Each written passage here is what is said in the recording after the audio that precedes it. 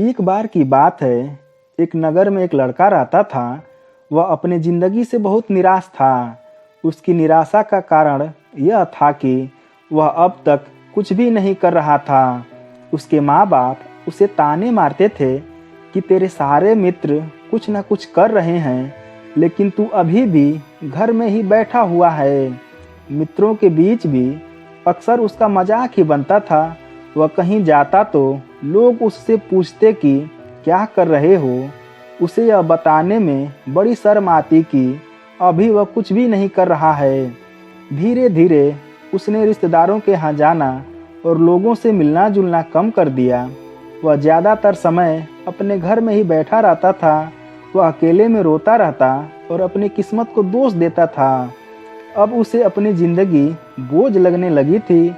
कभी कभी वह सोचता कि जब मेरे जीवन में कुछ करने लायक है ही नहीं तो फिर मेरे जिंदा रहने का क्या फ़ायदा, मुझे तो मर जाना चाहिए।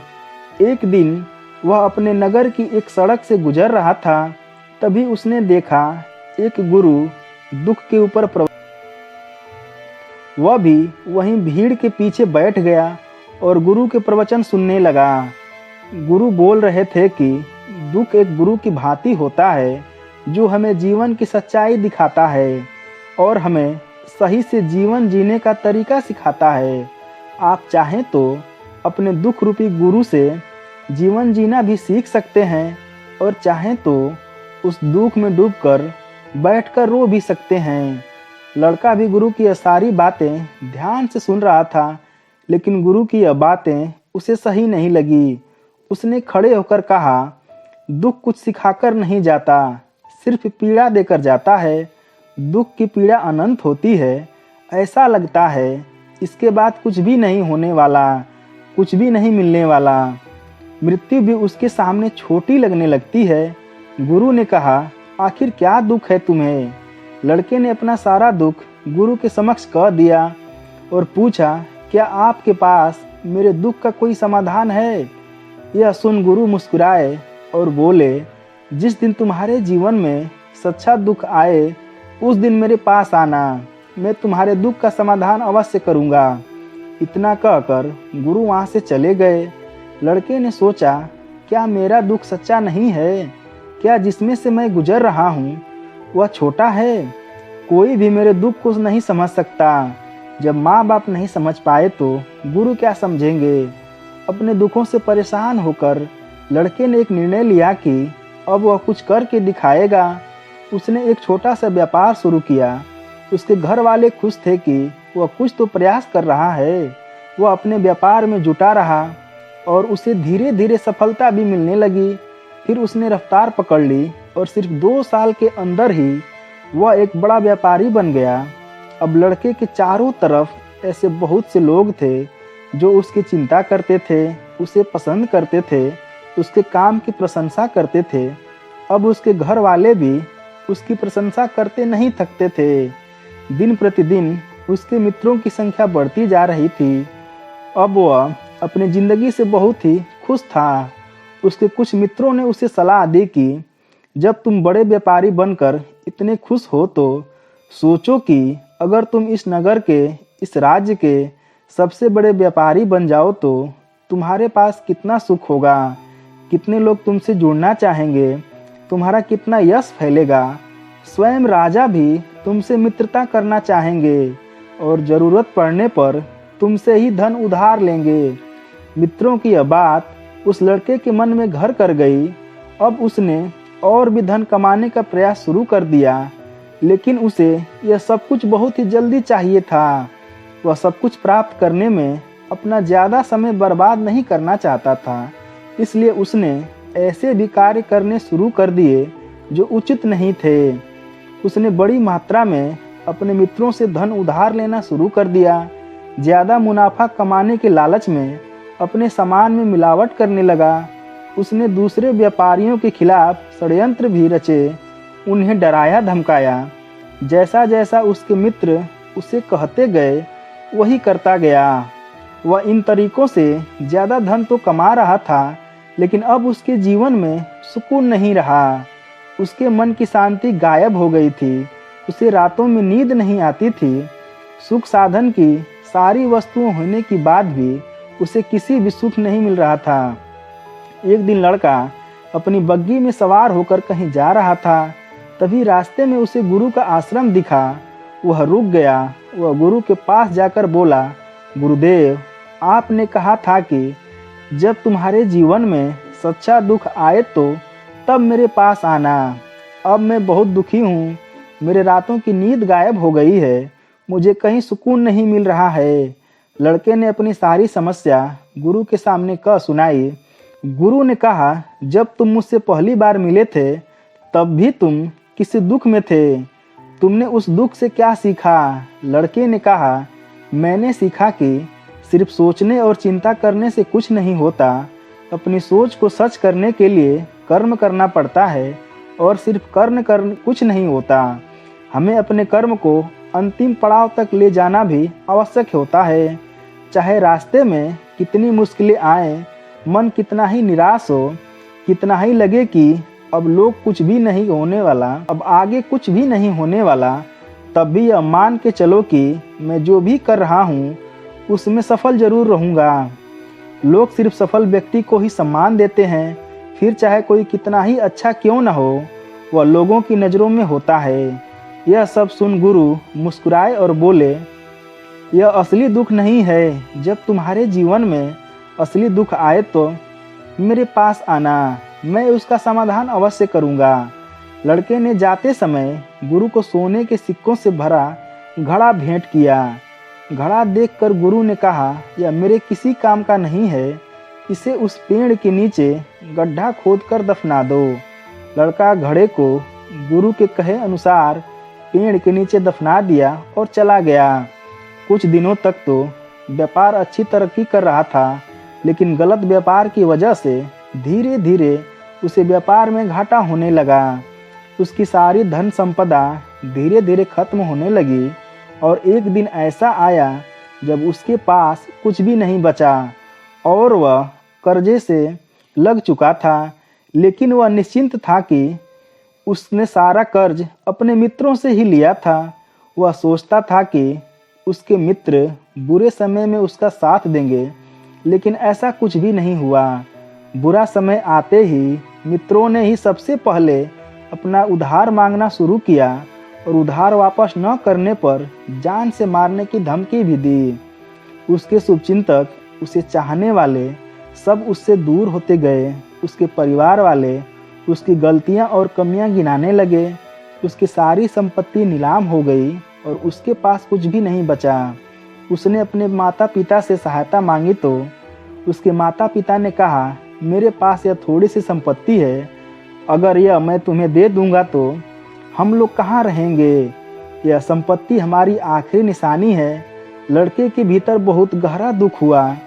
उसके आसपास ऐसा कोई नहीं था जो उसके दुख को समझ सके, उसे संभाल सके।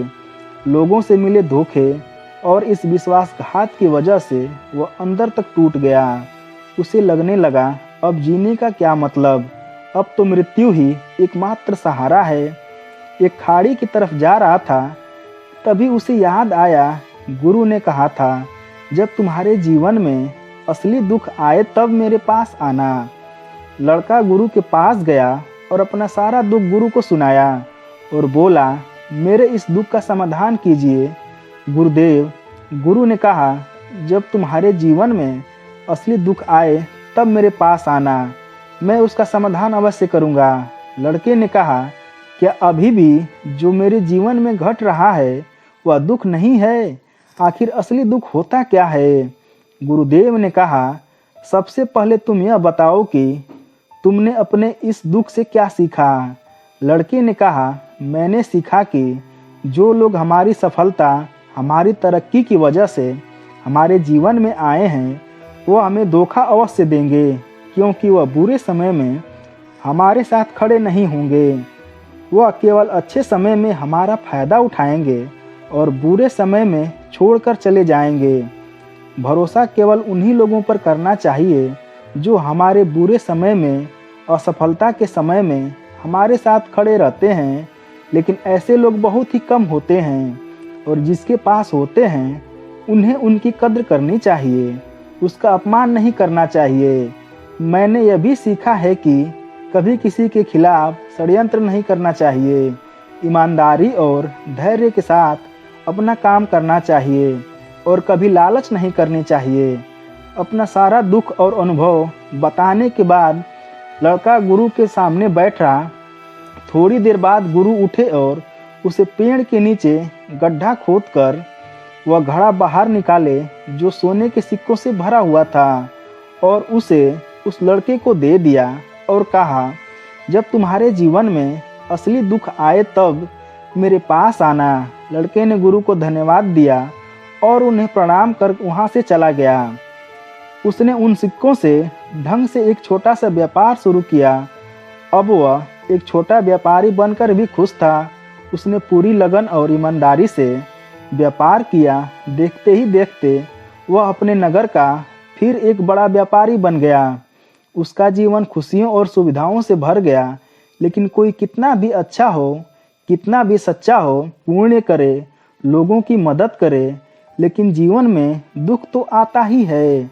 तो लड़के के जीवन में भी दुख आया। उसके माता पिता एक ही दिन मृत्यु को प्राप्त हो गए। लड़का अपने माता पिता से बहुत प्रेम करता था, इसलिए उसे उनकी मृत्यु से बहुत गहरा आघात पहुंचा। वह उन दोनों के पार्थिव शरीर को शमशान घाट ले गया, जहां उनकी अंतिम क्रिया की गई।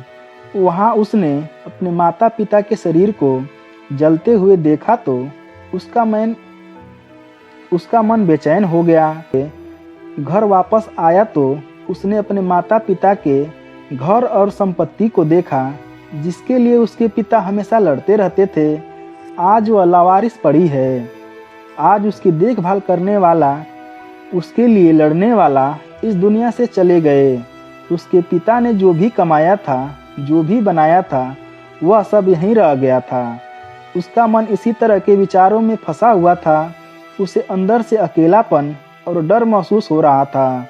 उसे कुछ खालीपन सा महसूस हो रहा था। उसे लग रहा था कुछ तो है जिसे वह समझ नहीं पा रहा है। इसलिए वह गुरु के पास गया। उस लड़के को देखते ही गुरु ने कहा कि क्या जीवन में कोई दुख है? लड़के ने कहा, वैसे तो जीवन में कोई दुख नहीं है गुरुदेव, सब कुछ सुख है, सब अच्छा चल रहा है। लेकिन आज मेरे माता पिता की मृत्यु हो गई। इस घटना से मेरा मन बहुत दुखी और बेचैन है। गुरु ने कहा, इसमें दुखी होने वाली कौन सी बात है? एक दिन तो सभी के प्रियजनों को मरना ही है। हमेशा जीवित न तो कोई रहा है और ना ही कोई रहेगा। एक दिन तुम्हें भी मरना है। गुरु की यह बातें लड़के के मन में घर कर गई और बोला, गुरुदेव, मैं बहुत दुखी हूँ, क्योंकि मैं यह नहीं जानता हूँ कि मैं कौन हूँ और इस दुनिया में क्यों आया हूँ। यह सुन गुरु मुस्कुराए और बोले, आज पहली बार तुम्हारे जीवन में सच्चा दुख का सामना हुआ है। वास्तव में यही है जो दुख कहलाने के लायक है। लड़के ने कहा, गुरुदेव, मेरे दुख का समाधान कीजिए। उन्होंने कहा, हम सभी इंसान जीवन भर क्या इकट्ठा करते रहते हैं? लड़के ने कहा, हम सभी इंसान जीवन भर धन संपत्ति, मान सम्मान, परिवार, मित्र शत्रु, बल प्रतिष्ठा इत्यादि इकट्ठा करते रहते हैं। गुरु ने कहा, क्या यह सारी चीजें मृत्यु के वक्त अपने साथ ले जा सकते हो? लड़के ने कहा, नहीं गुरुदेव, इनमें से कुछ भी साथ नहीं जाता। गुरु ने कहा, अब मेरी बातों को ध्यान से सुनना। इस दुनिया में हमें जो इकट्ठा करना चाहिए वह तो हम कभी इकट्ठा करते ही नहीं। हमारे सामने ही होती है, लेकिन हम उन्हें देखने का प्रयास ही नहीं करते। इस दुनिया में चीज को इकट्ठा करना चाहिए वह है खुद को इकट्ठा करना, ताकि जब मृत्यु हो तो हम एक हो सकें और स्वयं को पहचान सके। हम भीतर से बटे हुए हैं। हम बटे हुए हैं प्रेम में, नफरत में, क्रोध में, जलन में, क्रूरता में, धन में, संपत्ति में, पद में, प्रतिष्ठा में, मान में, पहचान में, धर्म में, जाति में, ऐसे ही सैकड़ों हजारों चीजों में हम बटे हुए हैं। हम टुकड़ों में जीवन जी रहे हैं। बंटवारे की वजह से हमारी चेतना कभी एक नहीं हो पाती। हमारी चेतना शक्ति बिखर गई है। इसलिए हमारे पास इतना भी समय नहीं है कि हम मुड़कर एक बार अपने भीतर देख सकें। वास्तव में जिस चीज़ की कमी को लोग दुख समझते हैं और जीवन भर उसे दुख बोलकर रोते रहते हैं, लेकिन सच तो यह है कि यह असली दुख है ही नहीं। यह तो सिर्फ इंसान की चाहत है। लेकिन जब व्यक्ति एकत्रित हो जाता है, वह जो भी करता है सब उसके नियंत्रण में रहता है। लड़के ने कहा,